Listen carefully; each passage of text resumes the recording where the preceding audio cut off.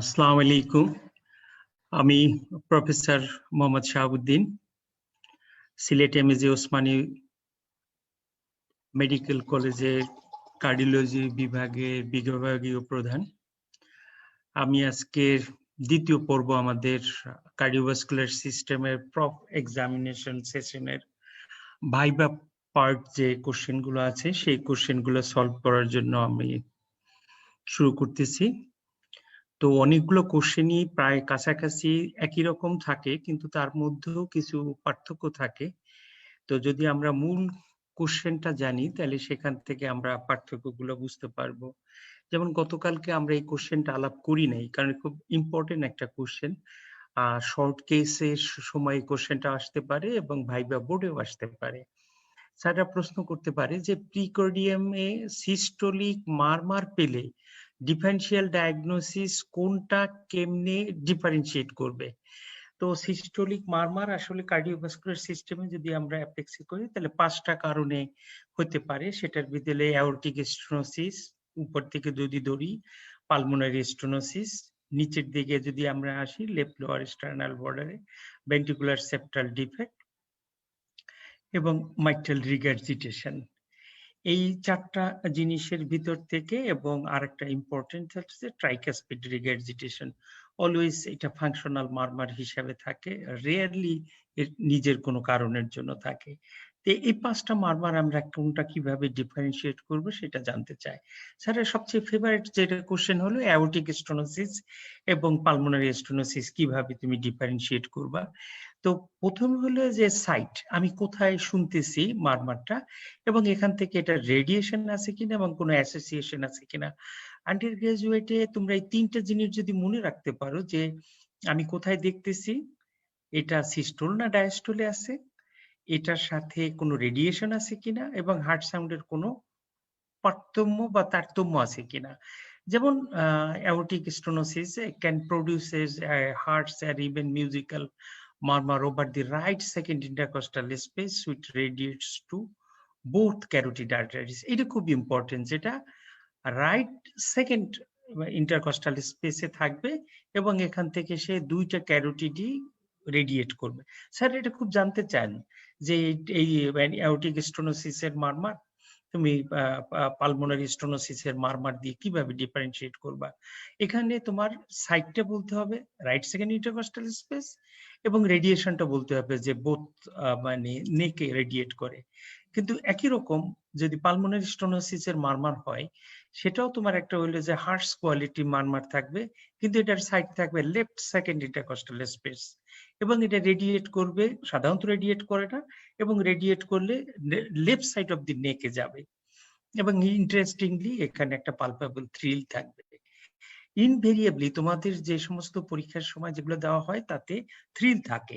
Thrill হলে তোমার diagnosis তোমার খুব ফেভারে চলে যায়। যেমন ভেন্ট্রিকুলার সেপ্টাল ডিফেক্টও যখন তোমাকে দিবে, লেফট লোয়ার স্টার্নাল বর্ডারে একটা সিস্টোলিক মারমার দিবে এবং এক্সামিনেশন করলে তুমি একটা থ্রিল পাবে।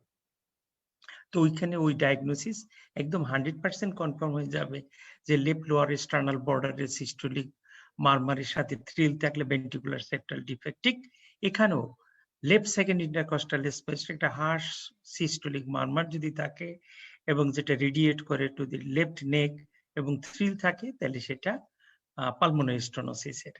এখন এই পালমোনারি স্টেনোসিসের সাথে ভেন্ট্রিকুলার সেপ্টাল ডিফেক্টের মারমার প্রায় মানে কনফিউজ হয়ে যেতে পারে, কারণ জায়গাটা প্রায় কাছাকাছি। মানে সেকেন্ড মানে লেফট সেকেন্ড ইন্টারকস্টাল স্পেস এবং থার্ড এবং ফোর্থ ইন্টারকস্টাল স্পেস, এই 2টা স্পেসের মাঝামাঝি জায়গায় মারমারটা থাকে। এখানে পালমোনারি স্টেনোসিস হতে গেলে এখানে মারমারটার ডিউরেশনটা বলতে হবে এটা মিড সিস্টোলে, আর ভেন্ট্রিকুলার সেপ্টাল ডিফেক্টের মারমার যেটা হয় প্যান সিস্টোলিক, মানে through out the systole first heart সাউন্ডের পরপরই ভেন্ট্রিকুলার সেপ্টাল মারমার শুরু হয়ে যাবে। কিন্তু পালমোনারি স্টেনোসিসের মারমার যেহেতু এটা ভালভের মানে জন্য এবং পালমোনারি ভালভের প্রবলেমের জন্য মানে আইসো ভলিউমিক কন্ট্রাকশনে করে প্রেশারটা লেফট ভেন্ট্রিকেল এবং রাইট ভেন্ট্রিকেলের কেবল বাড়লে করেসপন্ডিং ভালভস যেমন অ্যাওর্টিক এবং পালমোনারি ভালভ দুটো ওপেন হবে, এইটা একটু সময় নেবে। সেটার জন্য এটা মিড সিস্টোলিক একটা মারমার, এবং এর ক্যারেক্টারটা যদি দেখি তাহলে crescendo decrescendo, that's mean diamond shaped মারমারের মতো থাকবে। আরেকটা ইম্পর্টেন্ট কথা হইতেছে এখানে সেকেন্ড হার্ট সাউন্ডটা, পালমোনারি স্টোনোসিসের সেকেন্ড হার্ট সাউন্ডটা স্প্লিটিং হবে, কিন্তু ভেন্ট্রিকুলার সেপ্টাল ডিফেক্টে সেকেন্ড হার্ট সাউন্ড নরমাল থাকবে এবং কোনো হবে না, স্প্লিটিং হবে না। এবং ভেন্ট্রিকুলার সেপ্টাল ডিফেক্ট একটা প্যানসিস্টোলিক মারমার হবে। It can be distinguished from ventricular septal defect by listening the second heart sound, which is normal in ventricular septal defect, but it is widely split in pulmonary stenosis. Ventricular septal defect is almost always pansystolic, whereas the murmur of the pulmonary stenosis is a diamond shaped and ends clearly before second heart sound. And the other sound murmurs are, that is pansystolic murmur, ventricular septal defect and mitral regurgitation.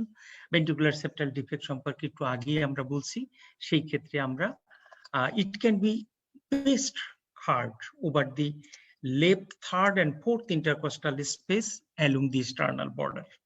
Here the S2 is normal, but the fact can be used to distinguish from pulmonary stenosis, which has a wide splitting of the second heart sound.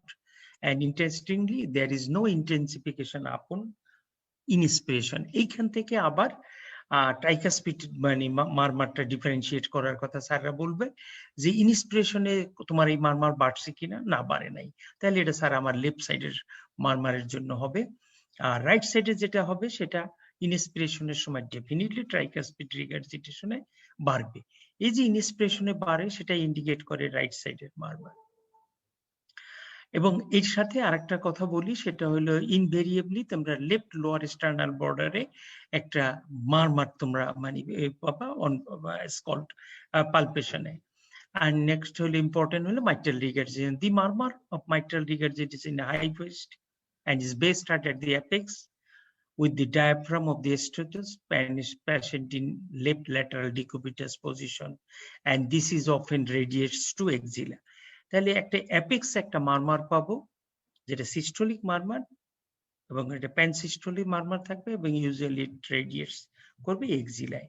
এবং এখানে যদি আমরা association দেখি তাহলে first heart সাউন্ডটা এখানে দেখবো soft থাকবে আমাদের, এবং মাঝে মাঝে এখানে আমাদের সাথে অ্যাসোসিয়েটেড মারমারও থাকতে পারে।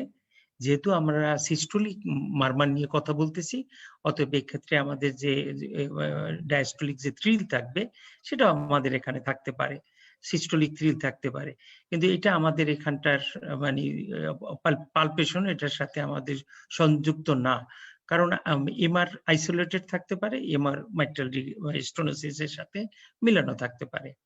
ট্রাইকাসপিড রিগারজিটেশন এটা কিভাবে ডিফারেন্সিয়েট করবেন? একটা যদি কথা সব ভুলে যান তাহলে একটা কথাই বলতে হবে, স্যার এটা ইনস্পিরেশনে বাড়ে। ইন্টেন্সিফিকেশন আপন inspiration and can be best heard at the lower fourth left external border, and intensity can be accentuated following inspiration. এটারে মানে কার্বল সাইন্স বলে, due to increased regurgitation flow in right ventricular volume. এটা right ventricular রিগারজিটেশন ইনস্পিরেশনে বাড়ে।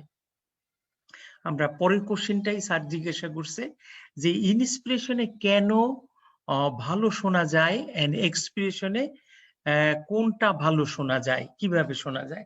একদম খুব simple এবং সহজভাবে sir প্রশ্ন করছেন। তোমার উত্তর হলো during inspiration the venous return মানে venous blood flow into the right atrium and right ventricular are increased, and which increase the stroke volume of the right ventricle during systole. As a result, leak of the blood from the right ventricle into the atrium is larger during inspiration, causes a murmur that becomes louder. যেহেতু ইনস্পিরেশনের সময় right atrium এবং right ভেন্ট্রিকেলের blood flow বেশি থাকে, অতএব রিগারজিটেশনটাও এই সময় বেশি হয়, এই জন্য বেশি শোনা যায়। এবং during expiration the leak of blood backwards through the tricuspid valve is lessened, making the murmur more quiet. তার মানে হচ্ছে এক্সপিরেশনের সময় এই অগমেন্টেশনটা ব্লাডের কম থাকে বিধায় এখানটায় কম শোনা যায়। একই জিনিস উল্টা দিক থেকে যেমন লেফট সাইডের বেলায় কি হবে, conversely the murmur of mitral regurgitation become louder during expiration due to increase in vein return from the pulmonary veins into the left heart. এইখানে হবে কি যে পালমোনারি ভেইন থেকে লেফট এট্রিয়ামে যে ব্লাডটা আসবে সেটা আসবে এক্সপিরেশনের সময় বেশি আসবে, তার কারণ ব্লাডটা লাংসটা স্কুইজ করে মোটামুটি ভাবে সমস্ত ব্লাড লেফট সাইডে হার্টে বাড়াই দেয়। এই জন্য লেফট সাইডের মারমার গুলো এক্সপিরেশনে বেশি ভালো শোনা যাবে এবং রাইট সাইডের গুলো ইনস্পিরেশনে ভালো শোনা যাবে। স্যাররা খুব শুনতে পছন্দ করেন এই কথাটা এবং পরীক্ষার সময় জিজ্ঞাসাও করেন। কজেস অফ সাইলেন্ট সিস্ট, এটা মানে রেসপিরেটরি মেডিসিনে স্ট্যাটাস অ্যাজমেটিকেসের সাথে আসলে সম্পর্কযুক্ত, হার্টের সাথে না। This term appears to be linked with status asthmaticus, and these are the hallmark features of this type of asthma attack, that is airway inflammation and obstruction occur suddenly, little or no wheeze, breathing become extremely difficult and worsen with associated fatigue, difficult to detect at first by lay people, and it is a life-threatening, definitely. In short, the airway may seems to be almost shut down during this type of asthmatic exacerbation. যদি promptly treatment না করা হয় এই silent chest, তুমি মনে করতে পারো হয়তো কোনো রংকাই নাই, ক্রেপস নাই, তো ভালোই আছে। আসলে যে কোনো এয়ার ফ্লোই হচ্ছে না, এয়ার ইনফ্লেশন খুবই অবস্ট্রাকশন অবস্থায় আছে, এটা বুঝতে না পারলে রোগীটা রেসপিরেটরি অ্যারেস্টে মারা যাবে খুব rapidly. How is the pulse in pericardial effusion? আসলে স্যার মনে হয় তোমাকে পেরিকার্ডিয়াল ইফিউশন বুঝাইতে চায় নাই, এখানে আসলে পেরিকার্ডিয়াল টেম্পোনেন্ট বুঝাইতে চাইছে। পেরিকার্ডিয়াল ইফিউশন বেশি থাকা সত্য, কারণ সিম্পল পেরিকার্ডিয়াল ইফিউশনে মানে ক্লিনিক্যাল ফিচার্স খুবই কম, except distant heart sound. In uncomplicated pericardial effusion, distant heart sound might be present, and but cardiac examination otherwise unremarkable. অতএব পেরিকার্ডিয়াল ইফিউশনে না, সম্ভবত স্যারের কোশ্চেনটা ছিল complicated cases. That means if it is complicated by pericardial tamponade, then pulse would be rapid, that is tachycardia. Blood pressure will be low in tamponade, and there may be the pulsus paradoxus in tamponade. Pulsus paradoxus টা কি? আসলে এটা paradox, পালসের না, এটা আসলে blood প্রেশারের monitoring. এই সাইডটা যদি তুমি দেখো, এখানে কিন্তু একটা হেমোডাইনামিক মনিটরিং এখানে করা আছে। আমি তোমাদের যখন পেরিকার্ডিয়াল ইফিউশনের ক্লাস নিয়েছিলাম ঠিক সম্ভবত এই স্লাইডটা দেখিয়েছিলাম। এই ক্ষেত্রে একটা ইনভেসিভ মনিটরিং আছে, এখানে 100 পাওয়ার দেওয়া আছে এবং কোনো কোনো ক্ষেত্রে 110ও আছে। এক্সপিরেশন এবং ইনস্পিরেশনের সময় এখানে ফ্লাকচুয়েশন আছে। এক্সপিরেশনের সময় ব্লাড প্রেশারটা বাড়তেছে এবং ইনস্পিরেশনের সময় ব্লাড প্রেশার কমতেছে। এই যে এক্সপিরেশনের সময় পালস প্রেশার ব্লাড প্রেশার বাড়তেছে এবং ইনস্পিরেশনের সময় কমতেছে, এটা হলো নর্মাল ভেরিয়েশন, এটা নর্মালি এরকম হয়। কিন্তু নর্মালটার থেকে যদি এক্সাজারেটেড হয় তাহলে সেই ক্ষেত্রে সেটাকে বলে যে পালসাস প্যারাডক্সাস। বলে পালস কিন্তু দেখে ব্লাড প্রেশার। হ্যাঁ, এটা ইনভেসিভ মনিটরিং করে এখানে দেওয়া আছে এবং তুমি ব্লাড প্রেশার দিও, তুমি সিস্টোল এবং ডায়াস্টোলে এবং ইনস্পিরেশন এবং এক্সপিরেশনে আলাদাভাবে দেখতে পারো। সেজন্য স্যার আসলে জানতে চাইছেন সম্ভবত টেম্পোনেন্টে পালসাস প্যারাডক্সাস হয়। জেবিপি ইউজুয়ালি রেইজড হয় in টেম্পোনেন্ট, and pericardial rump may be present if there is concomitant pericarditis, and that may be a sign of underlying cause. এতগুলো স্যার জানতে চান নাই, স্যার জানতে চাচ্ছেন পালসটা। পালসটা হলো যে মানে টেকিকার্ডিয়া হতে পারে এবং পালসাস ক্যারেক্টারটা হতে পারে pulsus paradoxus. And complication of myocarditis, যদি আমরা বলি myocarditis তাহলে acute or chronic heart failure নিয়ে প্রেজেন্ট করতে পারে। Arrhythmia, ventricular fibrillation, ventricular tachycardia এবং সাডেন কার্ডিয়াক ডেথ। এর আগের ক্লাসে বলছি যে এটা unexpected natural death within a very short period of time, preferably within 1 hour from the onset of symptom, in a person in whom it appears there is no cardiac condition that may leads to fatal condition. মানে খুব কম সময়ের মধ্যে যদি একটা রোগী symptom থেকে শুরু করে মারা যায় সেটাকে সাডেন কার্ডিয়াক ডেথ বলে। এবং ক্রনিক মায়োকার্ডাইটিস, এবং একইভাবে সে মায়োকার্ডাইটিস হিসাবে প্রেজেন্ট করতে পারে ক্রনিক্যালি, এবং সে কার্ডিয়াক ফাংশন প্রিজার্ভ করলো কিন্তু কার্ডিয়াক মায়োকার্ডাইটিস হিসাবে সে থাকতে পারে। এবং সবচেয়ে খারাপ যে কমপ্লিকেশনটা সেটা হচ্ছে ডাইলেটেড কার্ডিওমায়োপ্যাথি, মানে over the course myocardium dilate হয়ে যেতে পারে এবং কার্ডিয়াক ফাংশন কম্প্রোমাইজ হয়ে কমতে পারে। তো এইটা কমপ্লিকেশন, এই কয়টাই যদি মনে রাখতে পারি তাহলে মোটামুটি ভাবে ঠিক হবে। এবং এই সাথে মায়োকার্ডাইটিসের যে প্রেজেন্টেশন আছে, 4টা প্রেজেন্টেশন আছে ফালমেন্টিং মায়োকার্ডাইটিস, এটা মনে সম্ভব সামনে একটা কোশ্চেন আসবে, যেমন একুট মায়োকার্ডাইটিস, ক্রনিক মায়োকার্ডাইটিস এবং ডাইলেটেড কার্ডিওমায়োপ্যাথি এই হিসাবে তার প্রেজেন্ট করতে পারে। এখানেই আছে, patient come to you with 5 days fever, low pressure and low pulse, মানে হাউ উইল ইউ ট্রিট? এটার আগে একটু যদি আমরা মায়োকার্ডাইটিস কিভাবে প্রেজেন্ট করে সেটা যদি জানি তাহলে আমাদের জন্য সুবিধা হবে। আমরা বলছিলাম যে fulminating myocarditis that follows a viral prodrome, এখন যেমন কোভিড চলতেছে আমাদের, an influenza like illness and results in severe heart failure and cardiogenic shock. এরকম থাকতে হবে, ইনফ্লুয়েঞ্জা লাইক, এই জন্য ফিভার থাকবে এবং লো ব্লাড প্রেশার, কার্ডিওজেনিক শকের স্টেট থাকতে পারে। Acute myocarditis presents over a longer period with heart failure and can lead to dilated cardiomyopathy last of all, and chronic active myocarditis is there associated with chronic myocardial inflammation, and chronic persistent myocarditis characterized by focal myocardial infiltration and can cause chest pain and arrhythmia without necessitating causing ventricular dysfunction. এক্ষেত্রে chronic একটা inflammation হিসাবে সে থেকে যেতেছে এবং সেখানে chest pain অথবা arrhythmia থাক করতেছে, কিন্তু ভেন্ট্রিকুলার ফাংশন সে ডিটোরিয়েট করবে না, কারণ এটা লোকালাইজড, মানে এক একটা জায়গার মধ্যে থাকতেছে পারসিস্টেন্টলি। তো এই কোশ্চেনটাই স্যার করছেন যে patient came to you with 5 days of fever, low blood pressure and low pulse, তাহলে কি কি ডিফারেন্সিয়াল ডায়াগনোসিস হতে পারে? আমাদের মায়োকার্ডাইটিস একটা ফালমিনেটিং প্রেজেন্টেশন, একটা ডিভিশন, আর একটা সেপটিক শক হতে পারে, এন্ডোটক্সিক শক অথবা হাইপোটেনশন এটার সাথে থাকতে পারে। এবং যদি আমরা ইনফেক্টিভ এন্ডোকার্ডাইটিস দিয়ে চিন্তা করি, এর সাথে হাইপোটেনশন যদি যোগ করতে পারি তাহলে এই তিনটেই হতে পারে। তাহলে myocarditis, septic shock, infective endocarditis এগুলোর সাথে হতে পারে। এবং মানে এন্ডোটক্সিক শক একটা বিশাল বড় জিনিস, যে কোনো ভাবে আইদার ব্লাডে অথবা অন্য যে কোনো অর্গানিজমে যদি ইনফ্লামেশন, ইনফেকশন থাকে এবং যদি হাইপোটেনশন পারসিস্ট করে তাহলে এটা সেপটিক শক হিসাবে আসতে পারে। ট্রিটমেন্ট বেসিক্যালি মানে ম্যানেজমেন্ট করতে হবে, যে সাপোর্টিভ ম্যানেজমেন্ট, স্পেসিফিক যেহেতু মানে অর্গানিজম যদি ডিটেক্ট করা যায় তাহলে অর্গানিজমের বিরুদ্ধে অ্যাপ্রোপ্রিয়েট অ্যান্টিবায়োটিক দিতে হবে।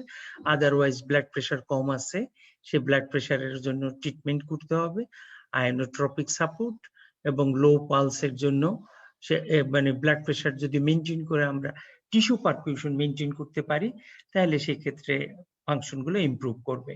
Treatment of myocarditis is primarily supportive, and treatment of heart failure, hypertension and arrhythmia should be given, and patient should be advised to avoid intense physical exertion. Patient আসলে শুনতে চায় না, সে পেশেন্টরা এক্সরশনের ভিতরে অথবা রেস্ট নিতে চায় না।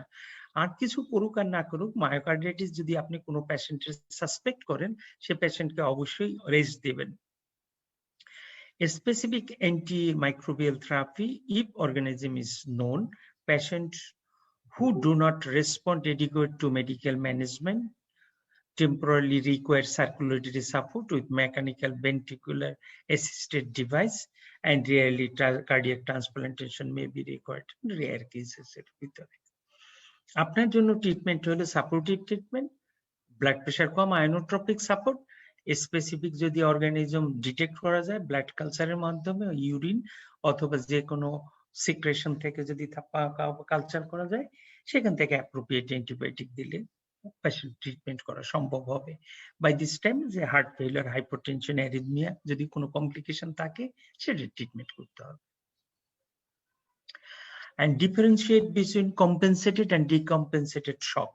এটা স্যার খুব মানে টেকনিক্যাল এবং খুব কঠিন একটা প্রশ্ন করছে।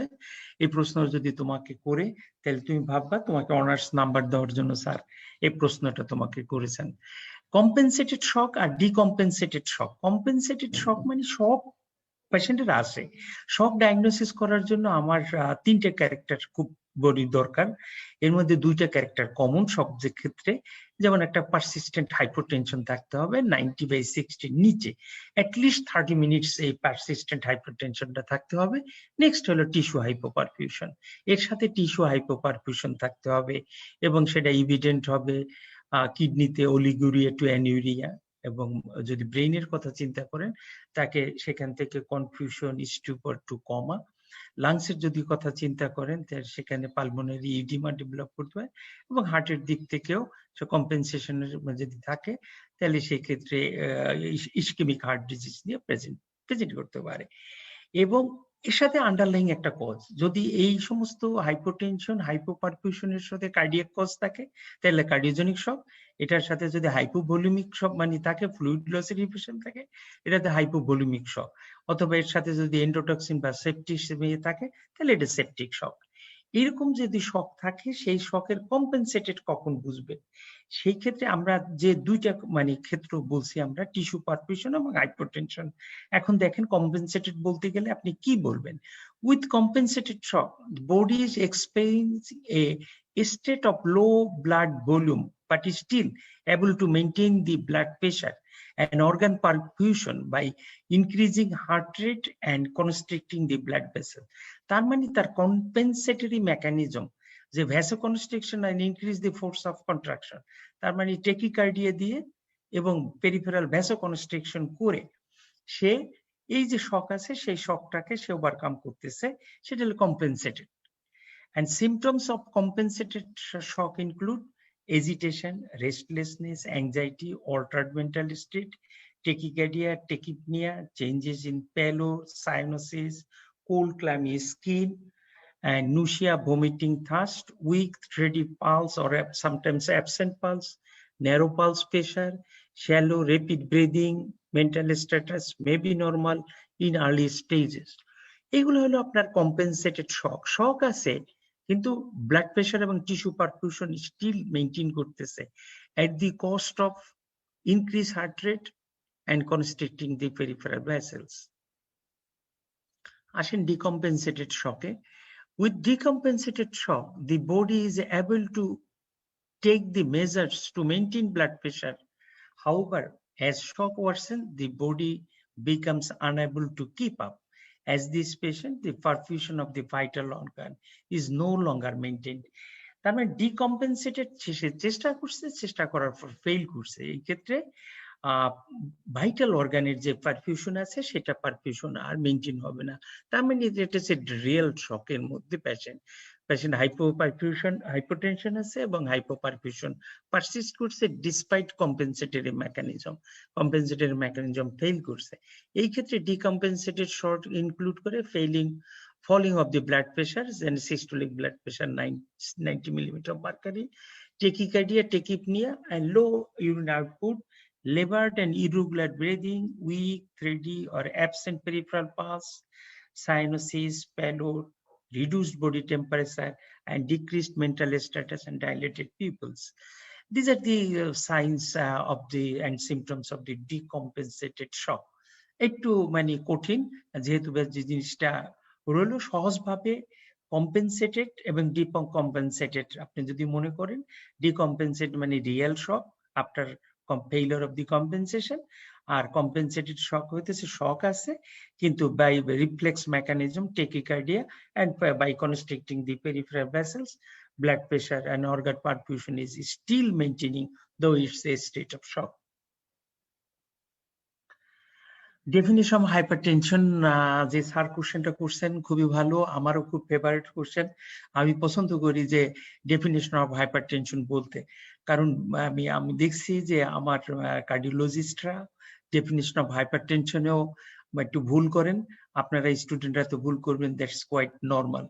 এই ক্ষেত্রে ডেফিনিশনের ক্ষেত্রে আমি 3টা জায়গার নাম উল্লেখ করছি আপনাদের। একটা দেখেন ডেভিডসনের একদম পেজ হিসাবে 508-এ যে ডেফিনিশনটা আছে এটা আমার কাছে সবচেয়ে ভালো ডেফিনেশন মনে হয়, এবং এমনকি ইএসসি ইউরোপিয়ান সোসাইটি অফ কার্ডিওলজির ডেফিনেশনের চেয়েও দেখেন, the diagnosis of hypertension is made when the systolic and diastolic value rises above a specific threshold that corresponds to the level of blood pressure at which the risk of cardiovascular complications and benefit of treatment outweighs the treatment cost.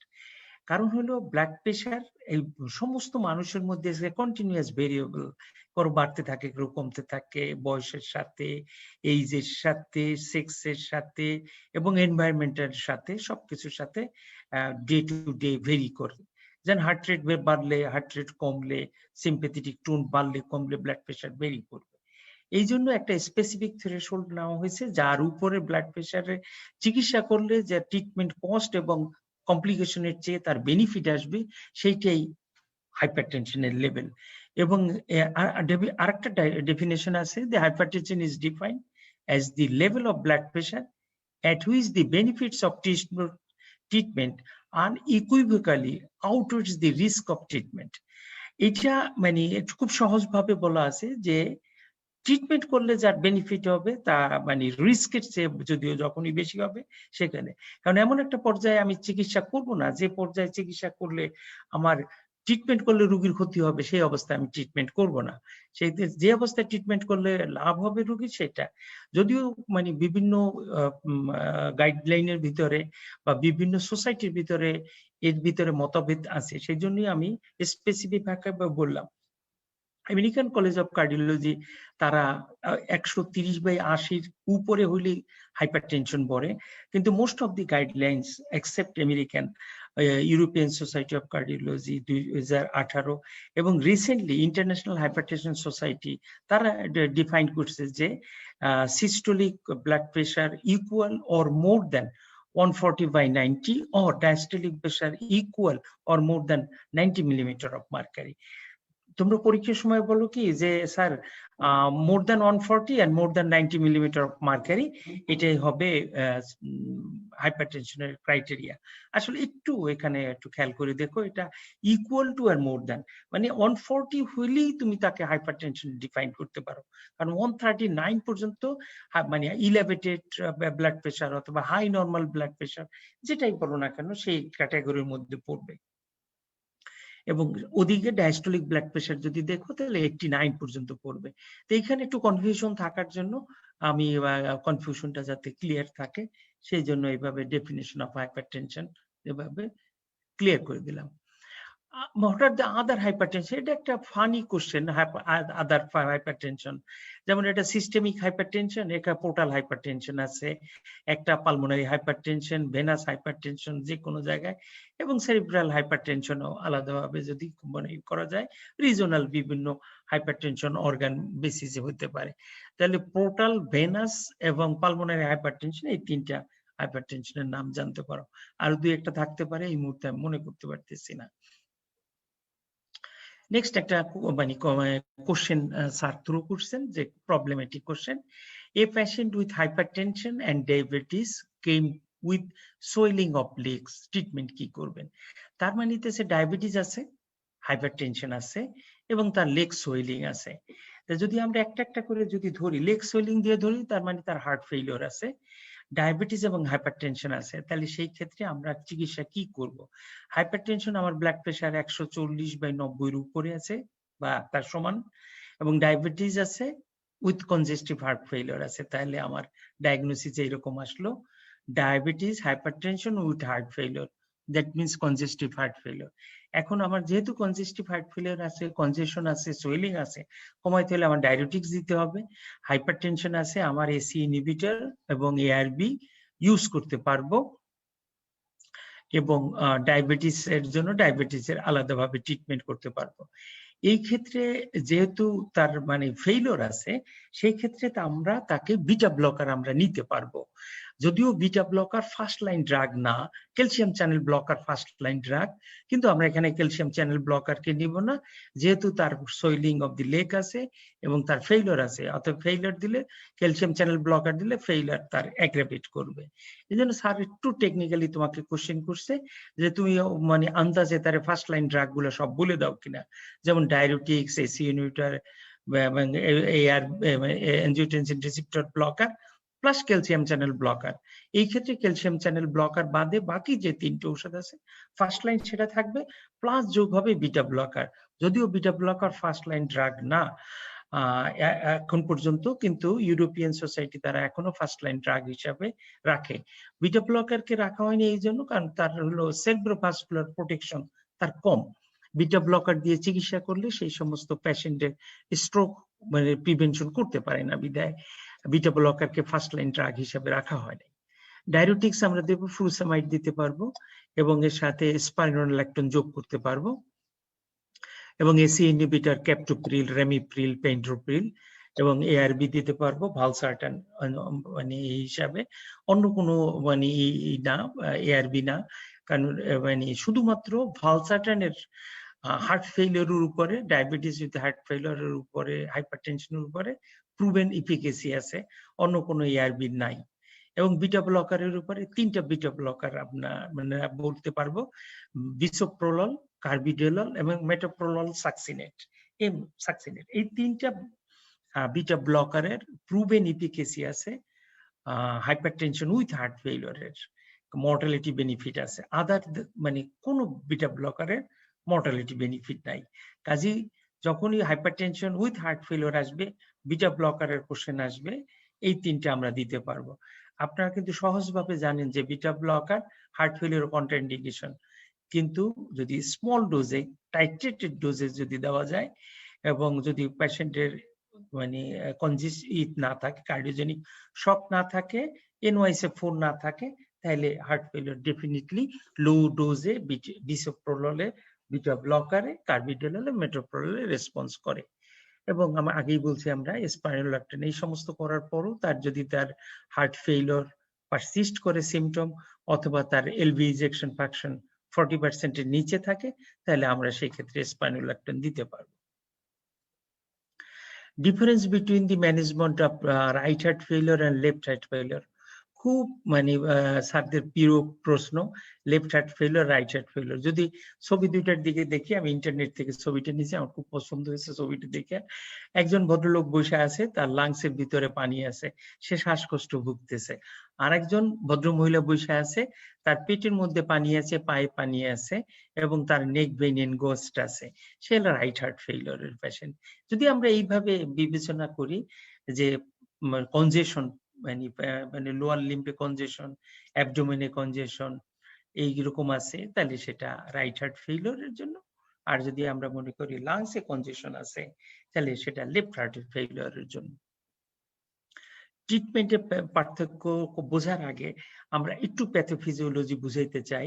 যেমন left হার্টের ক্ষেত্রে এটা pulmonary কনজেশন হতে পারে এবং decreased cardiac output হতে পারে, forward failure হতে পারে। এবং এই ডিক্রিজ এই যে পালমোনারি কনজেশনের জন্য প্যারাক্সিসিয়াল নকটার্নাল ডিসনিয়া, অর্থোপনিয়া, কফ হতে পারে। এট দি সেম টাইম যদি রাইট হার্ট ফেইলিওর হয়, তাহলে সে কি করবে, লেফট হার্টের জন্য রাইট হার্ট ফেইলিওর হতে পারে অথবা আইসোলেটেড রাইট হার্ট ফেইল করতে পারে, এবং সেক্ষেত্রে ইডিমা হবে এবং লিভারে কনজেশন হবে।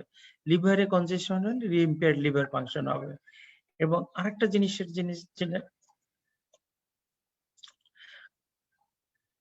জিনিস যেটা আসছে সেটা হইতেছে ইডিমা অ্যাসাইটিস হইতে পারে। ইডিমা এবং অ্যাসাইটিস যদি হয়, সেই ক্ষেত্রে আমরা এক্ষেত্রে দেখতে পারবো। এবং জিআই ট্র্যাক্টে কনজেশন হবে, জিআই ট্র্যাক্টে কনজেশন হলে মানে অ্যানোরেক্সিয়া, জিআই ডিস্ট্রেস এবং ওয়েট লস হবে।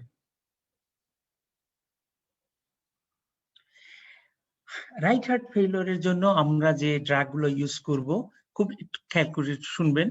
দি drugs that reduce preload, that is diuretics and vasodilators, are appropriate in patient with high end diastolic filling pressure and evidence of pulmonary or systemic venous congestion.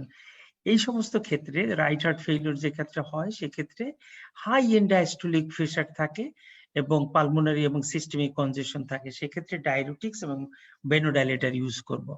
এবং left heart ফেইলিওরে those that reduce the afterload, that is ACE inhibitor অথবা angiotensin receptor blocker অথবা mixed vasodilator or the drugs that increase the myocardial contractility as per digoxin are useful in patient with sign and symptoms of low cardiac output. এই ক্ষেত্রে যদি ছবিটা দেখেন, এই ছবিটা আপনার ডেভিডসনের ছবি, যদি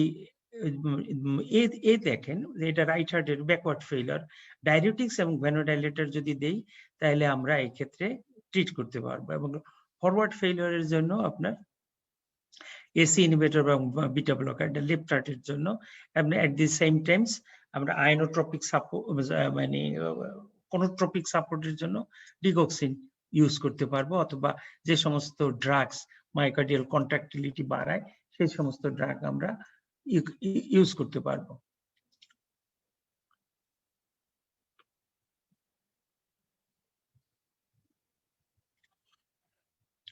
তো এই চারটার যদি আমরা খেয়াল করি তাহলে আমরা ব্যাকওয়ার্ড বা মানে ব্যাকওয়ার্ড ফেইলিওরের জন্য ডায়ুরেটিক্স এবং ভেনোডাইলেটর ইউজ করব, এবং এট দি সেম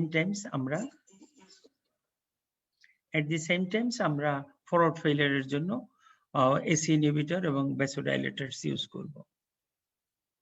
নেক্সট কোশ্চেনটা আছে যে how will you treat atrial fibrillation and how to control rate rhythm in atrial fibrillation. দুইভাবে কোশ্চেনটা করতে পারে যে how will you treat atrial fibrillation, how to মানে treat the rate and rhythm control. তো এট্রিয়াল ফিব্রিলেশনে তোমার বইতে যে ধরনের চিকিৎসা আছে সেই চিকিৎসা একটু চেঞ্জ হয়ে গেছে, নতুন যে ক্যাটাগরিতে খুব সিম্পল ওইতে মানে এট্রিয়াল ফিব্রিলেশনের ট্রিটমেন্ট করা হয়েছে 2020 মানে জাস্ট গত বছরের আগস্টের 29 তারিখের এই ট্রিটমেন্ট প্রোটোকল ABC তিনটা ভাবে মনে রাখতে পারো। এতে হলো অ্যান্টিকোয়াগুলেশন, বিতে হলো বেটার সিমটম কন্ট্রোল, সিতে হলো cardiovascular risk factor and concomitant disease detection and management এর ট্রিটমেন্ট। এটা এই মানে অ্যান্টিকোয়াগুলেশন এট্রিয়াল ফিব্রিলেশন থাকলে আমাদের অ্যান্টিকোয়াগুলেশন দরকার হবে কি হবে না সেটা আমরা একটা রিস্ক স্কোর দিয়ে দেখতে পারি। যদি নন ভালভুলার এট্রিয়াল ফিব্রিলেশন অথবা প্রোস্থেটিক ভালভ লাগানো না থাকে, কোনো পেশেন্টের যদি mitral stenosis moderate two severe অথবা ভালভে কোনো রিপ্লেসমেন্ট লাগে, সেই পেশেন্টের এট্রিয়াল ফিব্রিলেশন হলে তার অ্যান্টিকোয়াগুলেশন দিতেই হবে। এছাড়া অন্য যে সমস্ত পেশেন্টের এট্রিয়াল ফিব্রিলেশন হবে তাদের স্কোর আছে, সেই স্কোর করে দিতে হবে।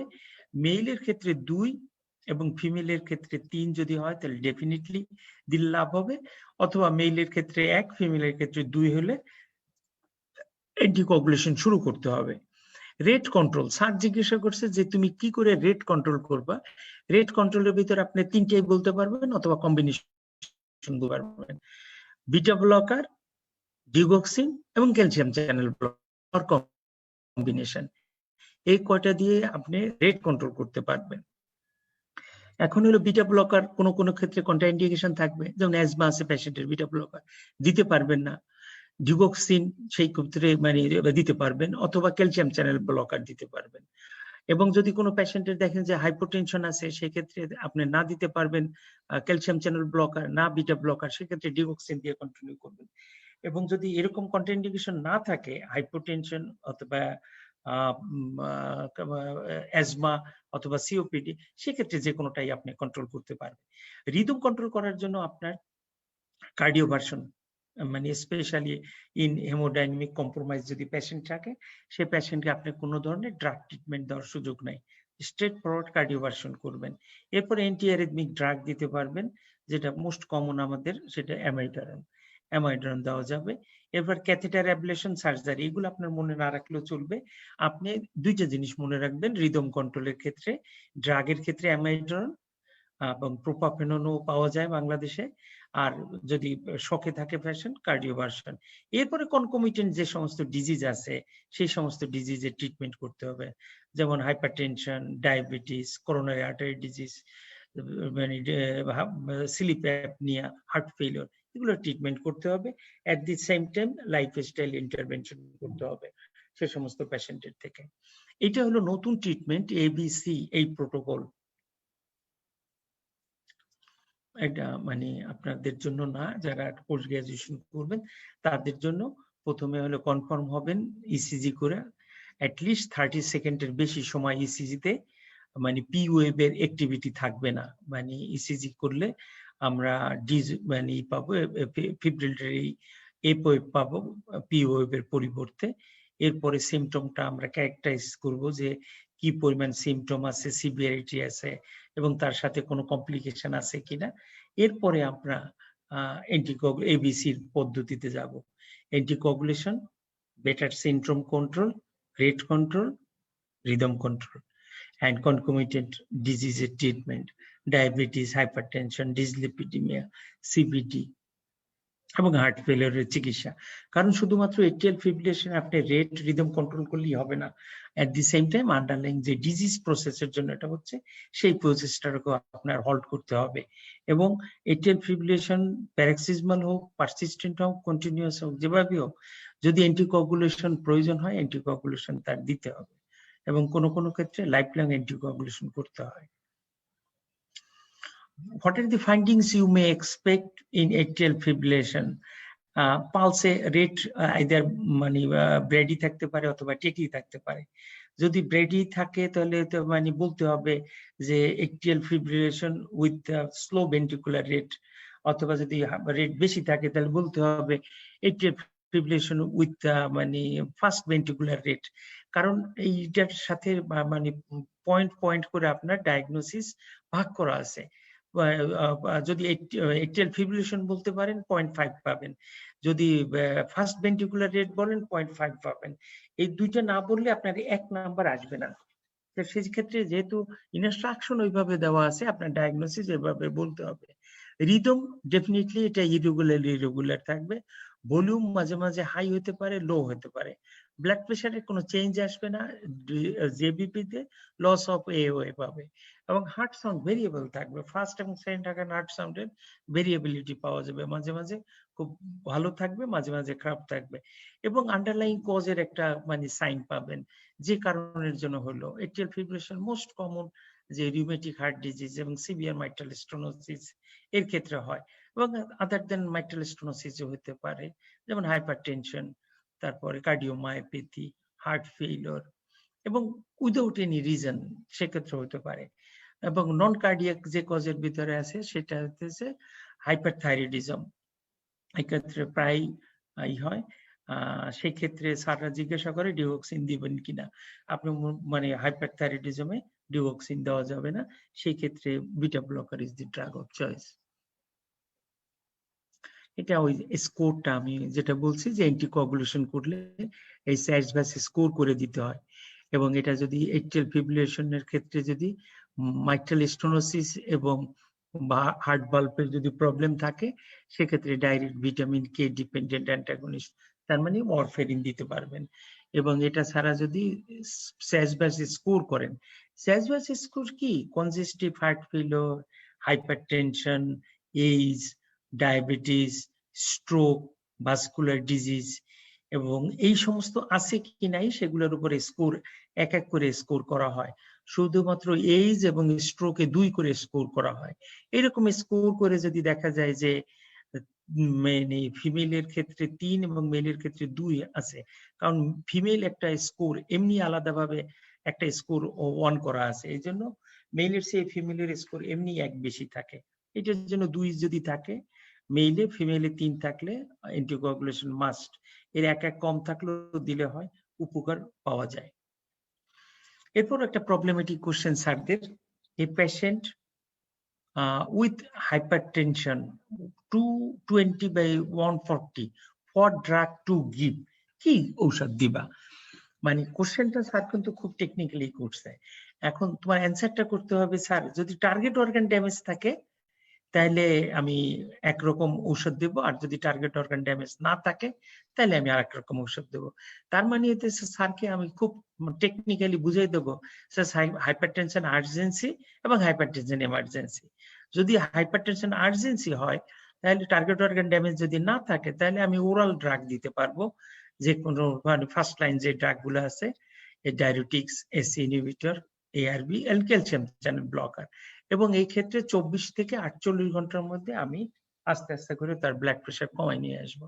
কিন্তু যদি টার্গেট অর্গান ড্যামেজ থাকে, মানে myocardial infarction, heart failure, CBD, CKD অথবা আর্টারিওভেনাস নিপিং সহ যদি রেটিনাল চেঞ্জেস যদি থাকে, হাইপারটেনশনের যে টার্গেট অর্গান ড্যামেজ, সেই ক্ষেত্রে আমাদের পেশেন্টকে হাসপাতালে ভর্তি করতে হবে এবং প্রেফারেবলি তার ড্রাগ ম্যানেজমেন্ট করতে হবে, এবং সেই ড্রাগটা হলো আইবি ড্রাগ। তো আইবি ড্রাগের মধ্যে হলো sodium nitrochloride is the treatment of choice.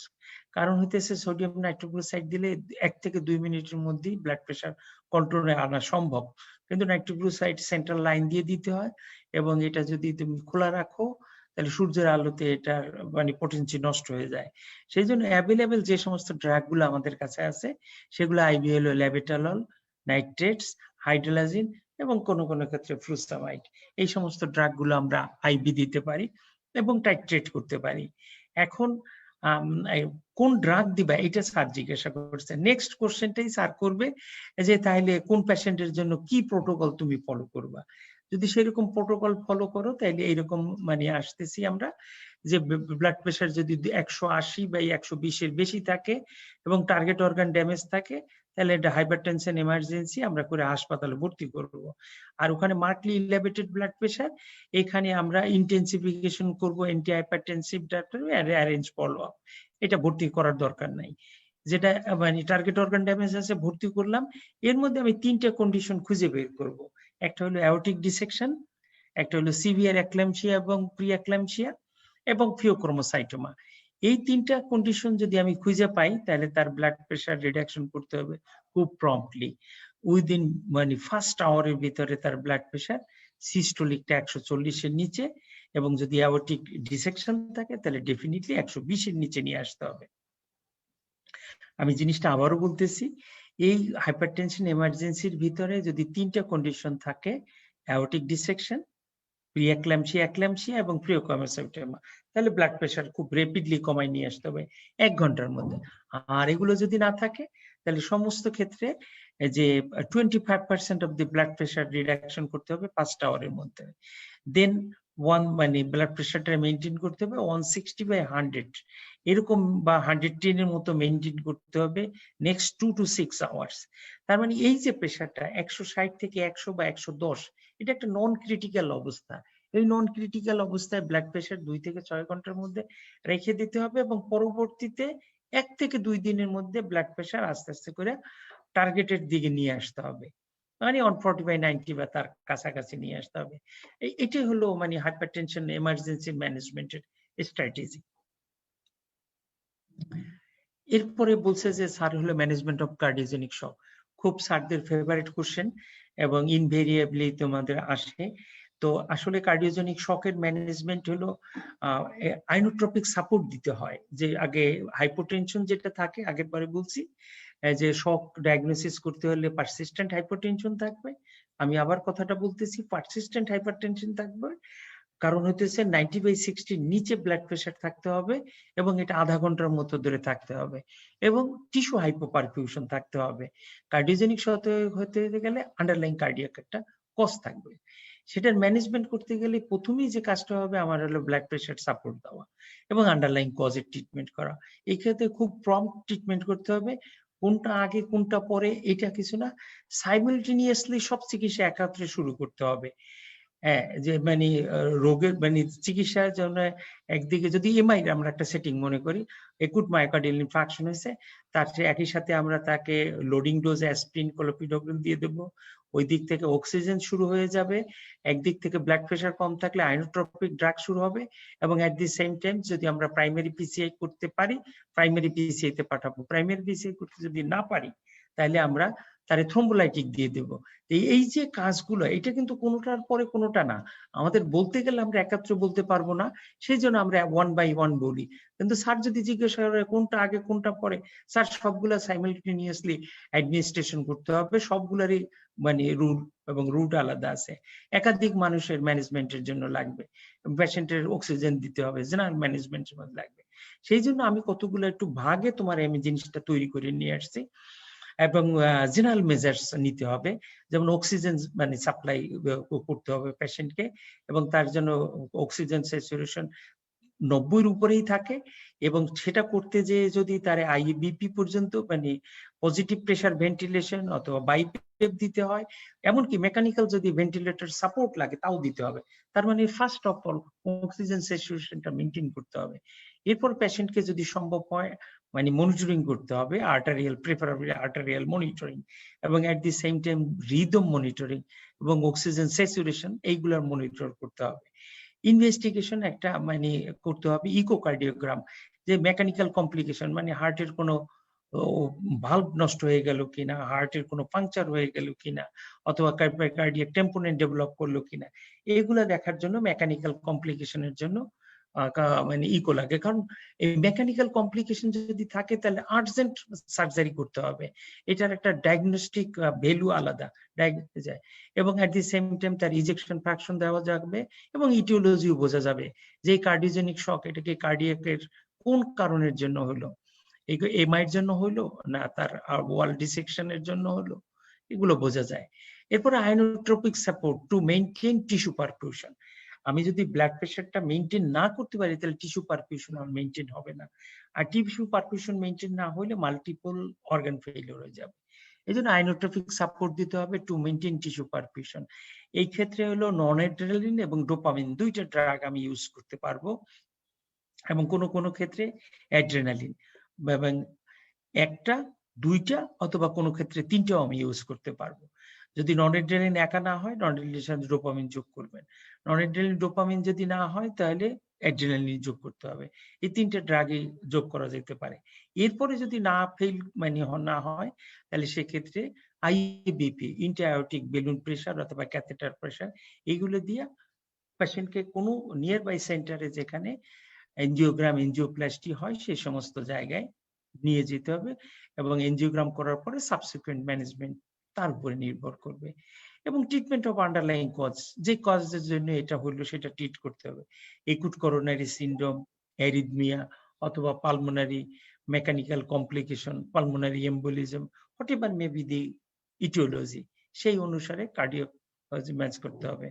এবং আমরা মনে করি যদি মেডিকেল ম্যানেজমেন্ট যদি মনে করি এসটি এলিভেটেড এমআই হলো তাহলে থ্রোম্বোলাইটিক অথবা প্রাইমারি পিসিআই আমরা অফার করব, দরকার হলে এনজিওগ্রাম করে পিসিআই করব বা সার্জারি। পিসিআই মানে মানে করোনারি আর্টারিতে স্টেন্ট লাগানো, অথবা যদি একাধিক ব্লক থাকে, এলবি ফাংশন খারাপ থাকে, ডায়াবেটিস থাকে, সেই ক্ষেত্রে সার্জারি করতে পারবো। তো এটা হলো কার্ডিওজেনিক শকের ম্যানেজমেন্ট।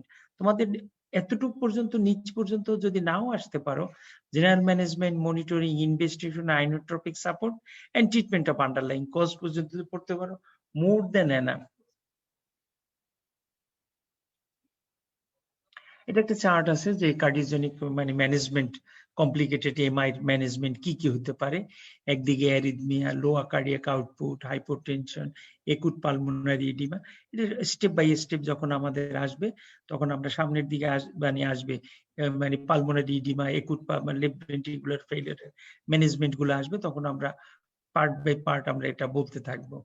এবং এইখানে যে ওই যে লো কার্ডিয়াক আউটপুট কার্ডিওজেনিক শকে ছিল, এবং সেই ক্ষেত্রে আমরা নন অ্যাড্রেনালিন দিয়ে দিচ্ছি এবং ডোপামিন, এই দুইটা ড্রাগ দেওয়ার পরে যদি না আসে তাহলে সেটা ক্ষেত্রে নন অ্যাড্রেনালিন অথবা আইবিপি সাপোর্ট আমরা প্রোভাইড করছি।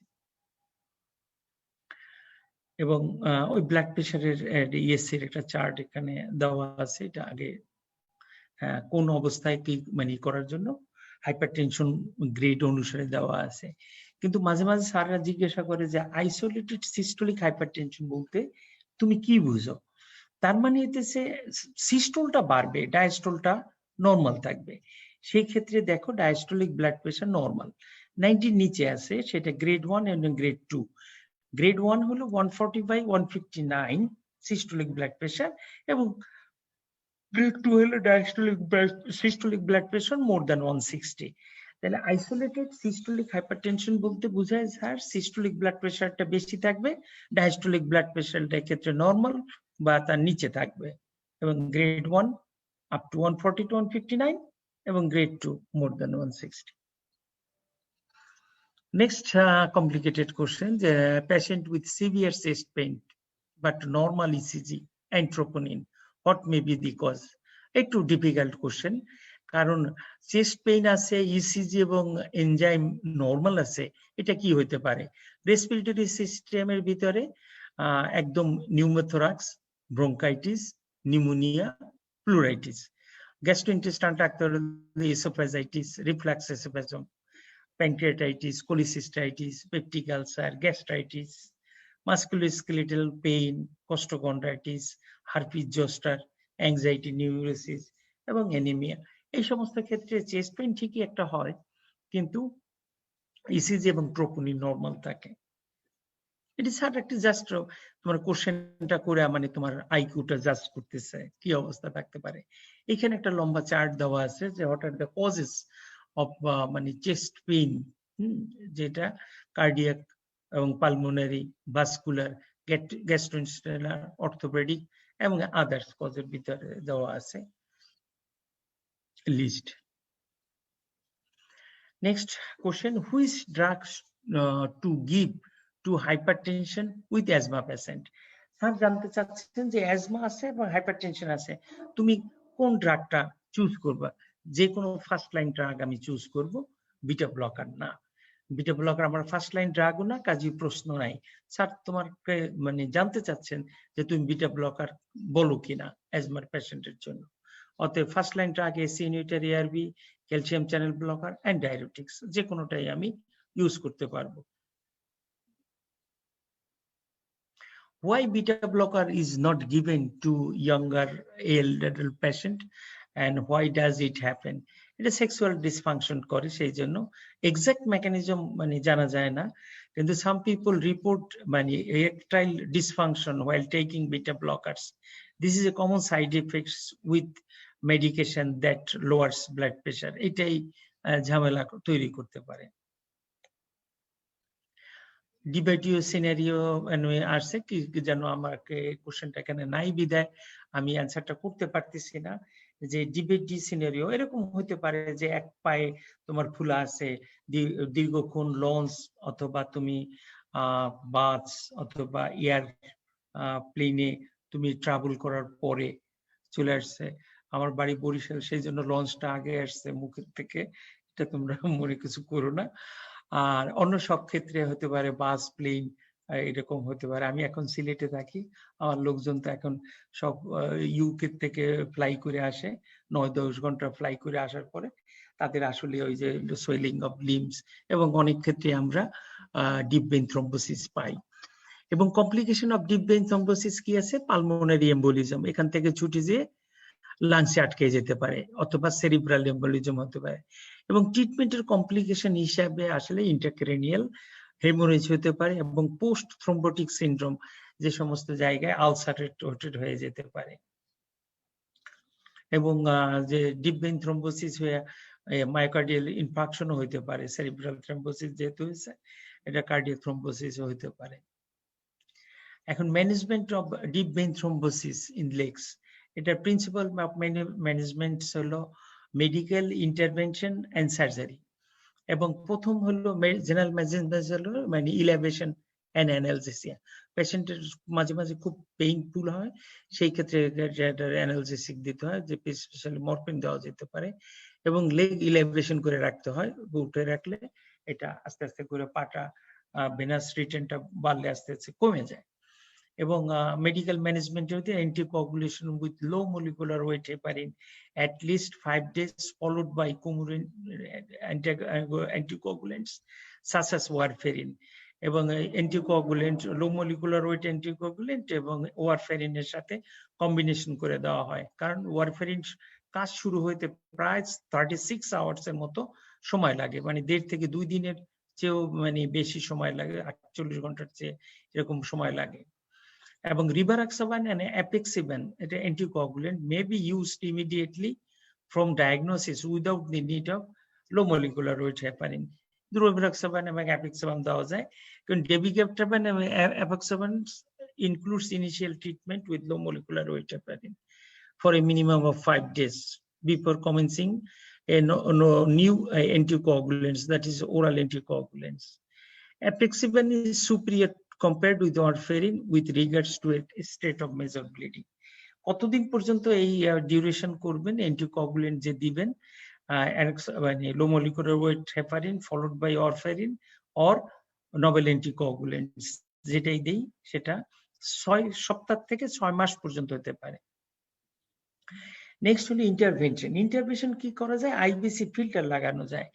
এটা কখন লাগাবেন? যদি আসলে কন্ট্রাইন্ডিকেশন থাকে অ্যান্টিকোয়াগুলেশন, আমরা অ্যান্টিকোয়াগুলেশন দিতে পারতেছি না, এই ইন্টারক্রেনিয়াল হেমোরেজ আছে অথবা ব্লিডিং ডিসঅর্ডার আছে পেশেন্টের, সেই ক্ষেত্রে আইবিসি ফিল্টার এই ইনফেরিয়র ভেনা কাভার ওখানে একটা ফিল্টারের মতো লাগাই রাখা হয়, যাতে পায়ের থেকে কোনো থ্রম্বাস গেলে ওটা লাগে জালের মতো একটা ফিল্টার লাগাই রাখে।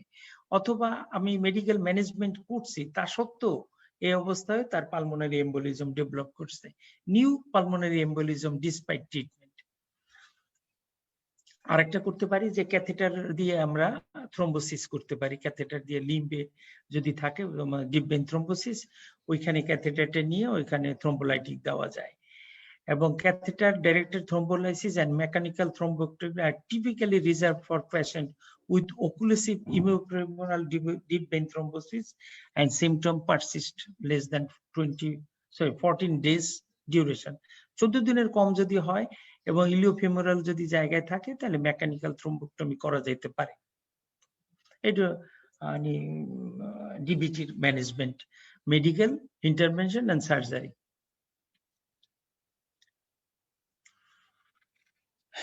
নেক্সট কোশ্চেনটা ছিল হলো a 50 years old man presented with chest discomfort and mention the points you will note for while taking the clinical history. Mention the points you will note. কোন কোন পয়েন্ট তুমি নোট করবা যে পেশেন্টের ডিসকমফোর্টের সাথে? এটা হলো সক্রেটস। স্যার জানতে চাচ্ছেন তুমি সক্রেটস জানো কিনা? তার মানে site, onset, character, radiation, association, timing, exacerbate, relieving factor, severity and causes, এইগুলো জানো কিনা? যেমন যদি একটা কার্ডিয়াক টাইপের চেস্ট পেনের site, usually retrosternal, more the centre more the cardiac, more the peripheral less the cardiac. এটা ডাইরেক্টলি প্রপোর্শনাল, যে যত সেন্টারে থাকবে তত কার্ডিয়াক হওয়ার সম্ভাবনা বেশি থাকবে। অনসেট ভেরি করে, যদি একুট করোনারি সিনড্রোমের অনসেট সাডেন, যদি ক্রনিক মানে করোনারি সিনড্রোম থাকে তাহলে অনসেট গ্র্যাজুয়াল, ইউজুয়ালি এটা বিল্ড অন। কিরকম ক্রনিক স্টেবল এনজাইনার পেশেন্ট গুলো কি করবে যে স্যার আমি তো ভালো থাকি, আমি যখন হাঁটা শুরু করি তখন আস্তে আস্তে করে স্যার আমার বুকে ব্যথা হয় এবং আস্তে আস্তে করে দাঁড়াই গেলে আমার এটা কমে যায়, আমি আবার হাঁটতে পারি। এটা হলো টিপিক্যাল ডিসক্রিপশন যে ক্রনিক স্টেবল এনজাইনা। এটার জন্য না কোনো টেস্ট লাগে, না কিছু করা লাগে, জাস্ট হিস্ট্রি ডায়াগনস্টিক। কিন্তু একুট করোনারি সিনড্রোমে রোগী বলবে স্যার আমি তো ভালো ঘুমিয়েছিলাম, হঠাৎ বুকের ব্যথায়, তীব্র ব্যথায় আমার শ্বাসকষ্ট এমন হয়ে গেছে যে আমি আর মানে পারতেছি না, এবং এটা আমার আধা ঘন্টার বেশি আমার এই ব্যথাটা চলে যেতেছে। এই যে অনসেট এবং এর যে ডিউরেশন, এর যে ক্যারেক্টার, এই যে টাইটনেস, হেভিনেস, প্রেশার, চোকিং, এরকম ক্যারেক্টার গুলো ইসকেমিক টাইপের। রেডিয়েশন ইউজুয়ালি মানে left arm or both arm, neck, back, জ অর আর্ম, এই সমস্ত জায়গায় রেডিয়েশন থাকে, যেগুলো হলো সার্ভিক্যাল 3, 4, 5 এ যে ডার্মাটোমের ডিস্ট্রিবিউশন আছে সেই ডার্মাটোমের ডিস্ট্রিবিউশন অনুসারে রেডিয়েশনটা থাকে। অ্যাসোসিয়েশন ইউজুয়ালি সোয়েটিং থাকে, ভমিটিং এবং সোয়েট থাকে। যদি কোনো চেস্ট পেইনের সাথে আপনার সোয়েটিং দেখেন, মানে ঠান্ডা ঘাম কপালে অথবা মাথা এসে দেখেন, এইটাকে ইগনোর করবেন না, এটাকে কাউন্টে আনবেন যে বুকে ব্যথা অথবা শ্বাসকষ্টের সাথে ঘাম।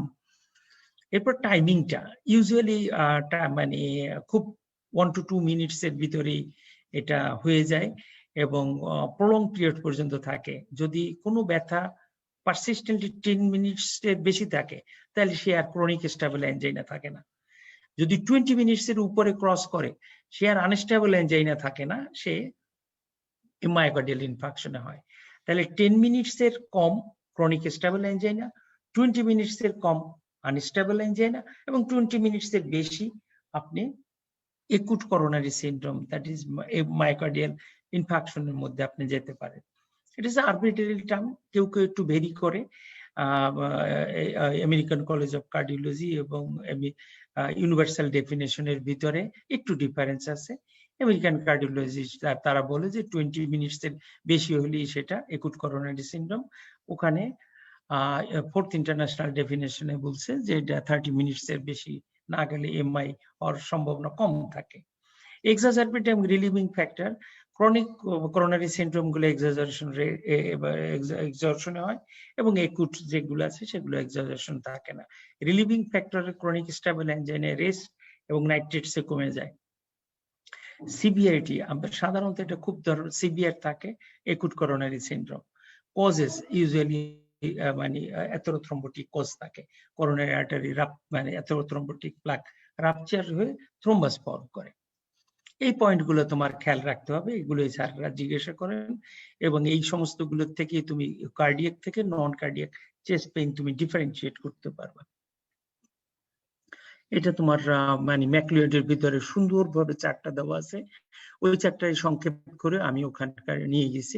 এবং এটা যদি কারো পড়া থাকে তাহলে তার জন্য কোনো ধরনের মানে ইসের থেকে অ্যান্সার করতে কোনো রকম বাঁধবে না। What are the common history you will take in favor of angina pectoris? Sir একটু মানে টেকনিক্যাল এবং ডিফিকাল্ট কোশ্চেন করছে, তোমার বইয়ের মধ্যে নাই। What are the common history? তুমি কি কমন হিস্ট্রি তার কাছ থেকে জিজ্ঞাসা করবে? তুমি তো চিপ কমপ্লেন তাকে জিজ্ঞাসাই করতেছো, এরপর হিস্ট্রি অফ প্রেজেন্ট ইলনেস তুমি তার ওটা ডিটেলস বর্ণনা করতেছো। ফার্স্ট হিস্ট্রিতে যে তুমি তাকে risk factor of ischemic heart disease, এর আগের বারে আমরা যেগুলো বলছিলাম মডিফায়েবল এবং নন মডিফায়েবল কেসগুলা তুমি খুঁজে দেখবা। Hypertension, diabetes, smoking, dyslipidaemia, obesity. হ্যাঁ, স্মোকিং যদিও তার পার্সোনাল হিস্ট্রির মধ্যে আসবে, তবে আমি পাস্ট হিস্ট্রির ভিতরে এখানে রিস্ক ফ্যাক্টরের যেহেতু জন্য আসছে সেই জন্য আমি এটা এখানে তুলে নিলাম। ফ্যামিলি হিস্ট্রির মধ্যে প্রিমেচুর ডেথ এবং হিস্ট্রি অফ আইএসডি আরো এইরকম ডিজিজ কারো আছে কিনা। অকুপেশনাল হিস্ট্রি মধ্যে সেডেন্টারি ওয়ার্কার, সারাদিনই ঘরের মধ্যে বসে থাকে কিনা, ফিজিক্যাল ইনঅ্যাক্টিভিটি কিনা। এবং ড্রাগ হিস্ট্রির ভিতরে অ্যান্টি এনজাইনাল ড্রাগ, অ্যাসপিরিন, ট্রিটমেন্ট হিস্ট্রির ভিতরে হসপিটালাইজেশনের কোনো হিস্ট্রি আছে কিনা, এবং এনজিওগ্রাম, সিএ অথবা কোনো স্ট্যান্ড অথবা বাইপাস করানো আছে কিনা, এই সমস্ত হিস্ট্রি গুলা নিতে হবে। সবগুলোর মধ্যে তুমি 2-4টার কথা বললেই স্যার খুশি হবে। বিশেষ করে ফ্যামিলি হিস্ট্রির ভিতরে ইসকেমিক হার্ট ডিজিজ অথবা প্রিমেসিভ ডেট আসে কিনা, পাস্ট হিস্ট্রির মধ্যে তার রিস্ক ফ্যাক্টরটা তুমি সার্চ করছো কিনা, এবং মানে ড্রাগ হিস্ট্রির মধ্যে সে কোনো ধরনের অ্যান্টি অ্যানজাইনাল ড্রাগ খায় কিনা। আমি আমার মানে প্রাইভেট প্র্যাকটিসে আমি রুগীকে 2টা কথা অবশ্যই জিজ্ঞাসা করি ডায়াগনোসিস খুব শর্টকাট করার জন্য। আপনার কোনো পরীক্ষা নিরীক্ষা করা আছে কিনা, আপনি কি কি ঔষধ খাইতেছেন, এই 2টা মানে প্রায় ডায়াগনোসিসের কাছাকাছি আমাকে নিয়ে আসে। কিন্তু আমাদের মানে সময় এত কম যে আমরা রুগীর কাছে জিজ্ঞাসা করতে চাই না। যে যত রুগীকে জিজ্ঞাসা করবেন, রুগীর কাছ থেকে হিস্ট্রি একুরেটলি নিতে পারবেন, তার ইনভেস্টিগেশন খুব কম লাগবে, রুগীর ডায়াগনোসিস খুব তাড়াতাড়ি বুঝতে পারবেন। এই কোশ্চেনটা খুব মানে ওয়াইজ এবং মানে জেলাস কোশ্চেন। আমি কোশ্চেনটা দেখে খুব মানে অবাক হয়েছি। এখানে একটা মানে ডেভিডসন থেকে ছবিটা নিয়ে আসছি, the clinical features in acute breathlessness. Acute breathlessness এর কতগুলা কন্ডিশনের জন্য হতে পারে এবং তার হিস্ট্রি এবং ক্লিনিক্যাল সাইন, এক্সরে, ইসিজি তে কি ধরনের প্যারামিটারস থাকে এখানে আছে। কারণ স্যাররা নেক্সট যে কোশ্চেনটা করছে সেটা হলো ব্রেথলেসনেস নিয়ে এই কোশ্চেন করছে। এখন দেখো ব্রেথলেসনেস এর রেসপিরেটরি কজের ভিতরে pulmonary oedema, massive pulmonary embolus, acute severe asthma, COPD, pneumonia, metabolic cause এবং সাইকোজেনেসিস, এই কতগুলা কজ মানে একুট ব্রেথলেসনেস এর জন্য হতে পারে। এবং এর হিস্ট্রিতে আমরা পালমোনারি ইডিমা যদি হয় তার মানে হলো মানে হার্টের জন্য এই কাজটা হইতেছে, যে কার্ডিয়াক হিস্ট্রিতে আমরা ডিটেক্ট করতে পারি কিনা মাইট্রাল ভালভের কোনো ধরনের প্রবলেম আছে কিনা, অথবা ischemic heart disease, acute myocardial infarction তৈরি হলো কিনা। এবং মেসিক পালমোনারি এম্বোলিজম যদি থাকে এবং সে এই পালমোনারি এম্বোলিজম হতে হলে তার deep vein thrombosis, deep vein থ্রম্বোসিসের জন্য তার যে রিস্ক ফ্যাক্টর গুলো থাকার দরকার, প্রলং ইমোবিলাইজেশন, এইজড পেশেন্ট এবং টেকিং অফ আদার্স ড্রাগস, মানে এবং প্রথম বটিক স্টেট এরকম যদি থাকে সেইগুলা আছে কিনা, acute severe asthma হিস্ট্রি আছে কিনা, acute exacerbation of COPD, smoker কিনা, টাইপ 2 রেসপিরেটরি ফেইলিয়ার আছে, নিউমোনিয়ায় তো ফিভার থাকবে এবং রাইগার প্লুরিসি থাকবে। এই সমস্ত কজগুলো আছে কিনা এটা খুঁজে দেখবেন এবং একই সাথে সাইন। স্যারদের কোশ্চেন ছিল বিশাল বড় একটা, a 50 years old man presented with sudden severe breathlessness for 4 hours. Examination reveals pulse 108 মানে tachycardia, blood pressure 190/90 মানে hypertension, and having bilateral basal Krebs তার মানে failure। তাহলে পেশেন্টের হাইপারটেনশন আছে এবং ফেইলিওর আছে, মানে এবং পালস তার বেশি আছে, তার কম্পেনসেটরি মানে হার্ট রেট বেশি, সিস্টেমিক মানে বেশি আছে।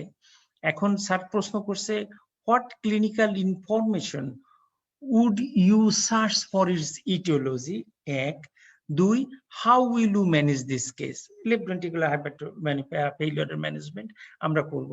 ইটিওলজি বোঝার জন্য আমাদের কি কি করতে পারি?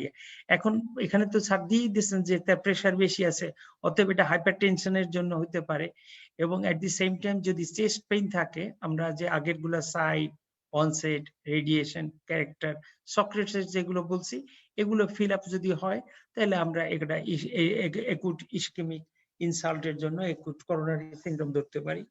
রিউমেটিক প্রসেসের জন্য যদি হয়, তাহলে তার ফিভার, জয়েন্ট পেইনের হিস্ট্রি, শর্ট থ্রোটের হিস্ট্রি চাইল্ডহুডে ছিল কিনা এটা খুঁজবো, যেটা ইন্ডিকেট করবে আমাদের ভালভুলার হার্ট ডিজিজ, কনজেনিটাল জন্ম থেকে আছে কিনা, অথবা আদার কোনো কার্ডিওমায়োপ্যাথি আছে কিনা। এই সমস্ত ইতিহাসগুলো যদি আমরা ক্লুগুলো খুঁজি, তাহলে আমার ইটিওলজি আমরা বের হয়ে যাবে। কারণ ওপাশে যে ব্রেথলেসনেস এর যে কজ গুলো আছে হাইপারটেনশনের সাথে মিলিয়ে এই কজ গুলো আসবে। এখন ম্যানেজমেন্ট, এটা তো আমরা clean card, bilateral basal Krebs, failure এবং পালস বেশি আছে এবং ব্লাড প্রেশার বেশি আছে। তাহলে এখানে এই যে 10টা পয়েন্ট দেওয়া আছে ট্রিটমেন্ট করার জন্য, এই 10টা পয়েন্ট যদি আমরা মনে রাখি, বিভিন্ন জায়গায় লেফট ভেন্ট্রিকুলার ফেইলিওরে এরকমই আসবে। যেমন প্রথমেই হলো bed rest in propped position, patient dyspnoeic থাকে, অক্সিজেন ইনহেলেশন, এখান থেকে একদম মেকানিক্যাল মানে ভেন্টিলেশন পর্যন্ত যাব আমরা। IV loop diuretics, nitrates either intravenous অথবা ওরাল সাবলিঙ্গুয়াল, তারপরে ইন্ট্রাভেনাস অপিয়েটস, মরফিন দিতে পারবো, inotropic agents in hypertensive patients, IABP, intra-aortic balloon pump, thromboembolic prophylaxis. এটা তোমার বইতে নাই, তারপরে তোমাকে এটা আমি যোগ করে দিচ্ছি, এটা ইউরোপিয়ান সোসাইটি অফ কার্ডিওলজির 2018 এর গাইডলাইনে এটা দেওয়া আছে, যে পেশেন্ট গুলো হার্ট ফেলিওর থাকলে দীর্ঘক্ষণ যদি ইমোবিলাইজড অবস্থায় থাকে, তাহলে পেশেন্টের আবার থ্রোম্বোএম্বোলিক ম্যানিফেস্টেশন হওয়ার সম্ভাবনা থাকে এবং ব্লাড জমে যায়, সেই জন্য এটা দেওয়া আছে। এরপরে যদি এট্রিয়াল ফিব্রিলেশন থাকে, তাহলে ডিগক্সিন, বিটা ব্লকার এবং অ্যামাইড্রন দিতে পারবো।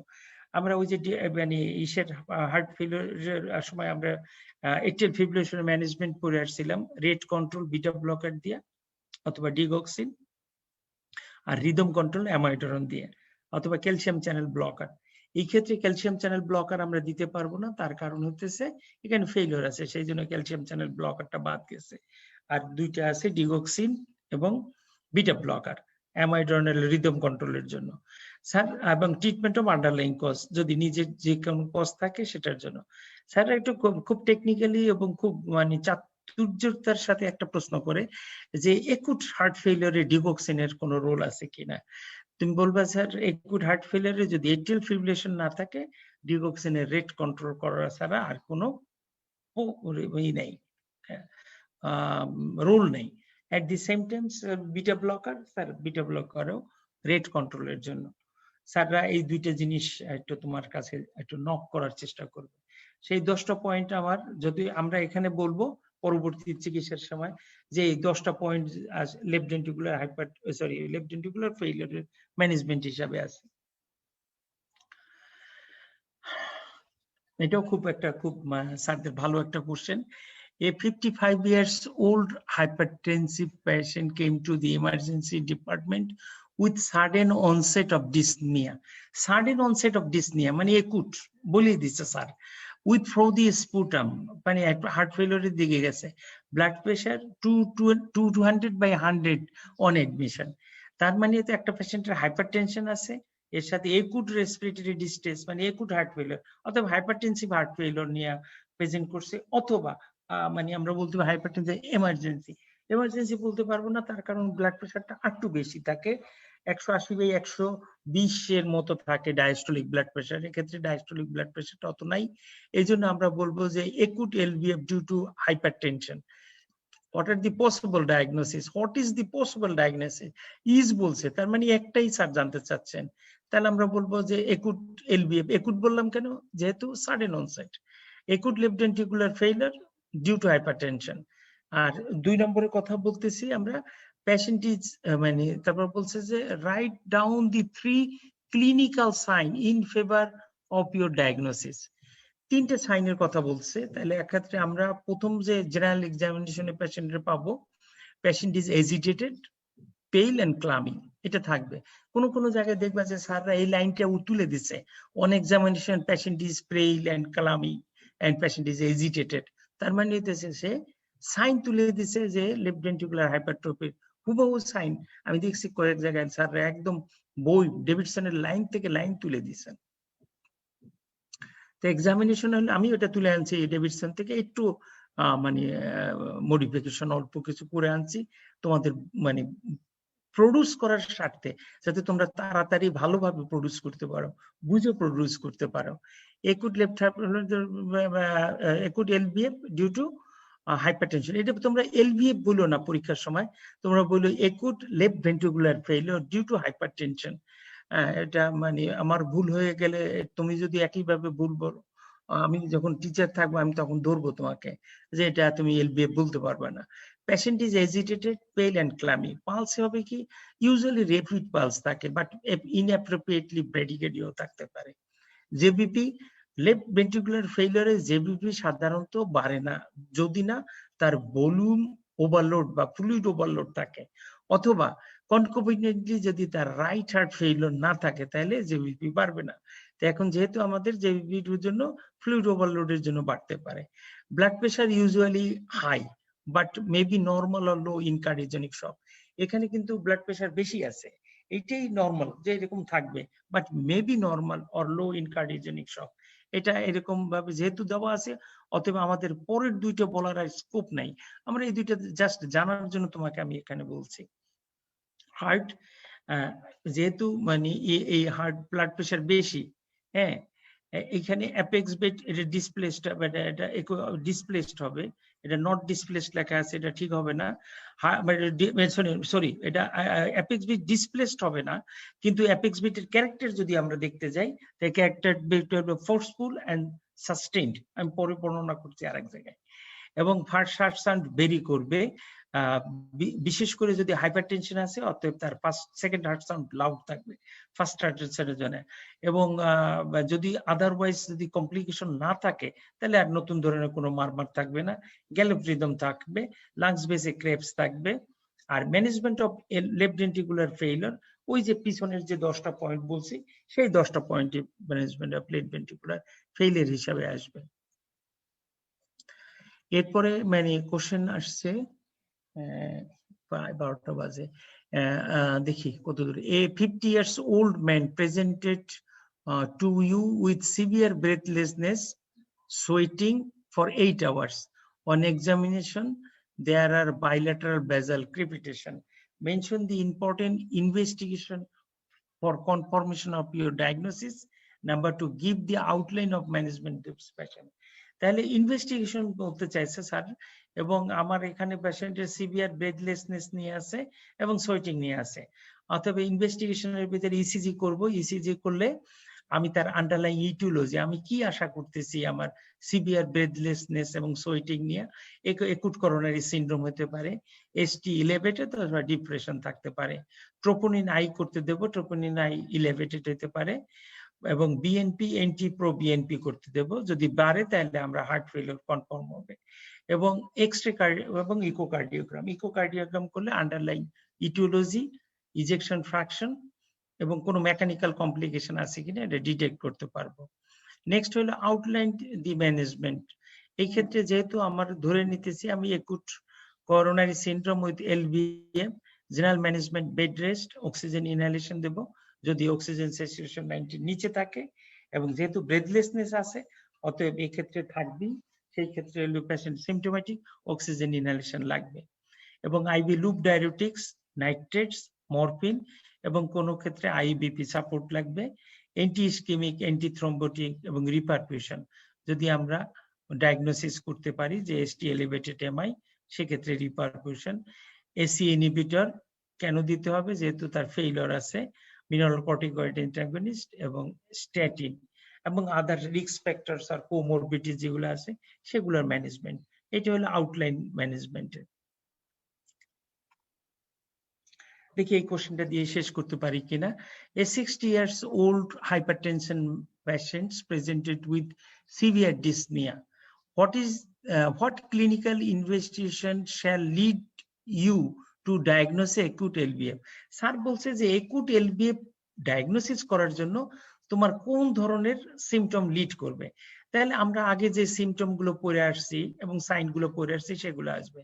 সিমটম গুলো একুট ব্রেথলেসনেস অথবা paroxysmal nocturnal dyspnea এবং shortness of breadth, ফেটিক, palpitation, tachypnea, এই সিমটম গুলো আসবে। এবং সাইন গুলো আমরা আগে বলছি, পেশেন্ট ইজ এজিটেটেড, পেইল, তারপরে হলো পালস, টেকিকার্ডিয়া অথবা ইনঅ্যাপ্রোপ্রিয়েটলি ব্রেডিকার্ডিয়া থাকতে পারে, blood pressure usually elevated but may be low or hypertension in case of shock, neck pain usually normal but may be elevated in case of fluid overload, harsh sound এই ক্ষেত্রে সাধারণত মানে vary করবে according to underlying etiology, lung basic creps থাকবে। Next হলো investigation, what investigation will support your diagnosis, তারপর ECG, X-ray, echo এবং BNP করলে আমি ডায়াগনোসিস সাপোর্ট করতে পারবো একুট এলভিএফ এর। বিএনপি করলেই চলবে, আমার বিএনপি সাপোর্ট করবে। এখন স্যার নেক্সট বলতে হোয়াট আর দ্য মানে স্টেজেস অফ ম্যানেজমেন্ট অফ আর মানে such cases, what are the stages of management of such cases. Stage of management বলতে স্যার এখানে কি বুঝাইছেন সেটা একটু কঠিন, মানে এটা কি first line management, second line management, না স্টেজেস অফ হার্ট ফেলিওরের ম্যানেজমেন্ট বুঝাইছেন, এটা মানে কঠিন স্টেজ ম্যানেজমেন্ট করা।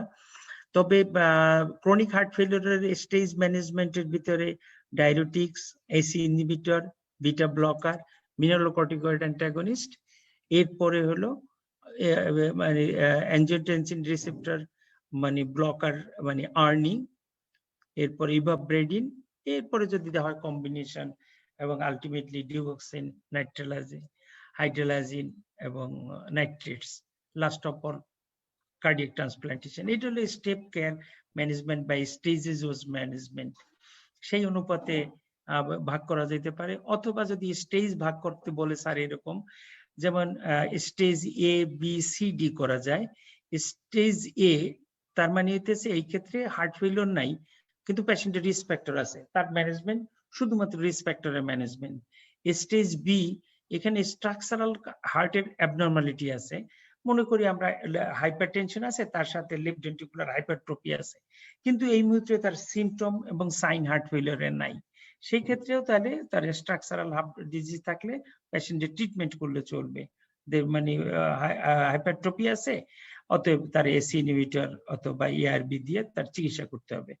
স্টেজ সি মানে ক্লিনিক্যাল হার্ট ফেলিওর, সেই ক্ষেত্রে diuretics, ACE inhibitor, beta blocker, mineral corticoid antagonist এবং আর্নি, ইভাব্রেডিন, এবং ফেল করলে পেসমেকার এবং আলটিমেটলি কার্ডিয়াক ট্রান্সপ্লান্টেশন লাগতে পারে। ডিকম্পেনসেটেড হার্ট ফেলিওর একই রকম, ফাংশনাল ক্লাস 1 ও 3 এবং কেলিপ ক্লাস, বিশেষ করে এটা এমআই এর জন্য। মায়োকার্ডিয়াল ইনফার্কশনের সাধারণত এরকম ক্লাস ভাগ করা হয়, কেলিপ 1 মানে কোনো ক্রেপস নাই, কেলিপ 2 ক্রেপস আছে একটা লাগছে কিন্তু 50% এর বেশি, কেলিপ 3 2 মোর দেন 50% ইন বোথ লাংস, আর কেলিপ 4 মানে কার্ডিওজেনিক শক। এইখানে কোশ্চেনটার স্যারের মুড এবং মেজাজ দেখা এটার অ্যান্সার করবা।